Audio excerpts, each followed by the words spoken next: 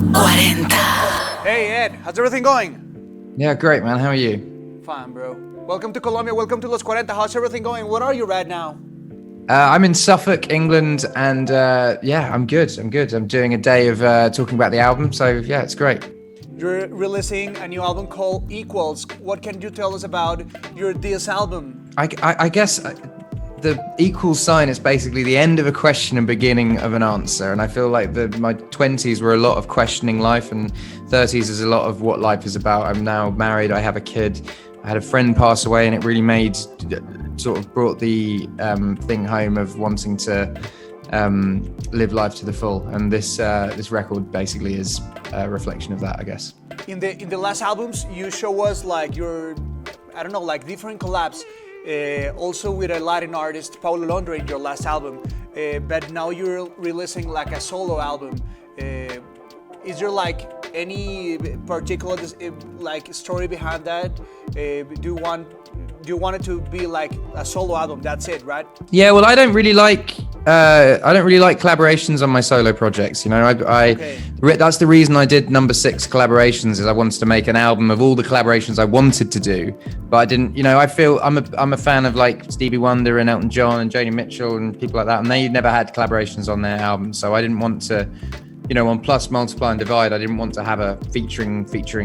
So I made a whole album of features to satisfy my own wants and needs there, and then I'm back to my solo record now.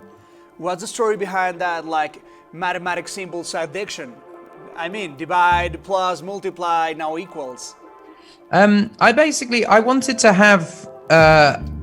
I'm a big fan of Coldplay, and I like how Coldplay, every single album, you know exactly what the era is and what they're wearing and how it looks and the writing, and they painted their guitars and stuff like that. And I wanted to have symbols and colors connected. So I had plus, and then I had, which was green, orange and a plus sign. And then I had multiply, which was green and a multiply sign. Then divide, which was blue and a divide sign. And I wanted to get to a point where there could be a massive billboard in London or Colombia that was just red with an equal sign, and you would know I had an album coming. Ed, I remember the first time I met you, it was your first tour in Colombia. I gave you the Colombian football jersey, and then you began like touring with the jerseys from different countries. Now you're a father, now everything has changed. You were like just a kid who was like wanting to be a famous artist around the world.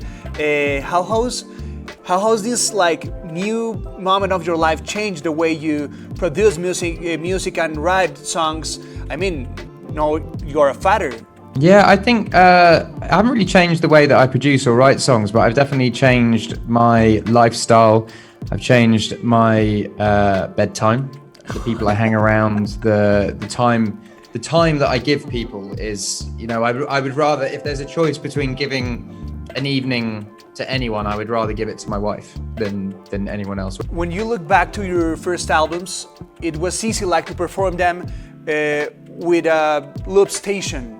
Now when you listen to Bad Habits, it's a little bit more complicated, or that's what I guess. Are you planning to have a band touring, or are you gonna be like solo once again? I think, you know, I look at a band like Coldplay, for instance, and they've never changed their lineup in 25 years, and people are still interested in them. So I don't think I need to change too much about my live show because people are still buying tickets to it. But I would definitely add some elements into the live show that make it interesting. So I would say it's going to be 95% loop pedal and 5% something different. It's a good moment for like Britpop. I mean, Coldplay is releasing new music. Adele is doing it too. Dua Lipa and Elton John are like you two guys are like, come on. We're going for the first place in charts. It's a good moment for Brit music, right? Dude, I'm so proud to be from the country I'm from the culture I'm from. Our music we come from such a small island, and it travels and spans the world, and to be in the same list as, you know, I grew up with Elton John listening to that music. I grew up with Coldplay listening to that music. Adele came a few years before me, but she was very influential on my career as well. And to be in that conversation now is a big honor, and I'm honored to be flying the flag worldwide.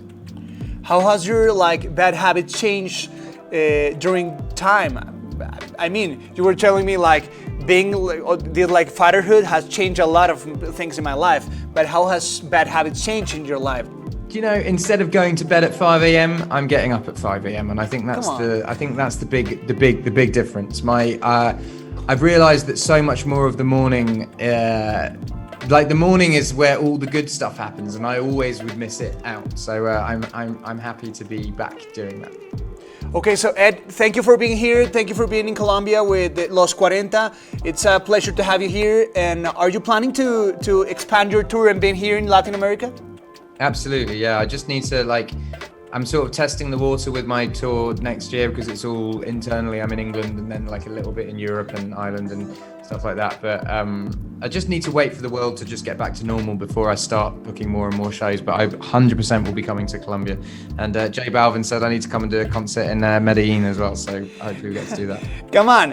What's the story behind J Balvin and you? So this is a crazy story. And this is why I think it's meant to be. I am in a gym and it's just me and one other person.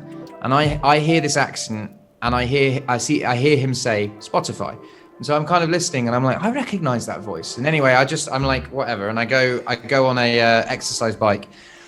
And then I kind of feel him behind me and I sort of walk over and he's got a mask on and I'm like, J Balvin. And he's like, yes, I thought it was you. And then we just started having a conversation just then and there in the gym. And this is how crazy it is because it's just me and him, no one else in there.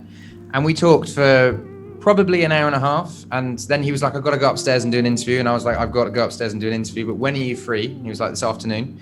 So then we sat down and we had lunch and we spoke for probably another 2 hours. And we've been in touch since then. And I really feel connected to him. I really feel like we're a similar person. We've gone through similar life experiences.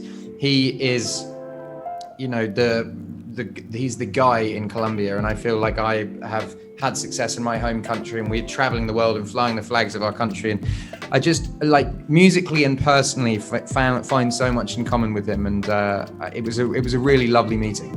Talking to Los40 in Spain, you said like the next year you had like a collab already planned. Is J Balvin that collaboration? No, it was Come on. It was Elton John. But do you know? So for me, it's friendship first with J Balvin. I would love to work with him, but it has to be the right thing. It has to be if me and him are going to do a song together, it's going to be incredible, and I can't wait to do it. But I don't want to rush into it and make something shit. Thank you, man. Have a good one. You too, man. Have a great one.